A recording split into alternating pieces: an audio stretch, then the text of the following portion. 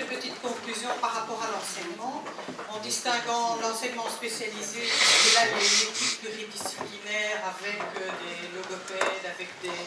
kinésithérapeutes, avec des psychomotriciens, et l'acte graphique est fort travaillé généralement, et est également travaillé l'aspect production d'écrit, dans la mesure où, comme ce sont des enfants qui ont des soucis au niveau de la communication, on s'en sert entre autres pour développer toute leur communication, et aussi surtout avec la dictée à l'adulte. Dans l'enseignement ordinaire, en maternelle, il y a aussi de la psychomotricité, et les enseignantes qui arrivent à résister à la pression des parents d'arriver très très vite à de la graphie de lettres, il y a aussi beaucoup de choses qui se passent.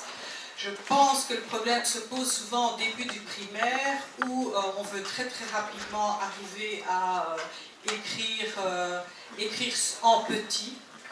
dans les cahiers, avec la belle écriture, et que les enfants ne sont plus du tout prêts rapidement à rester tranquilles pour travailler ce geste graphique, qui n'a pas toujours été suffisamment travaillé dans l'ampleur, etc. Et alors il existe aussi maintenant, depuis un certain nombre d'années, des projets d'intégration, donc des enfants qui restent dans l'enseignement ordinaire avec un accompagnement de l'équipe spécialisée, ce qui permet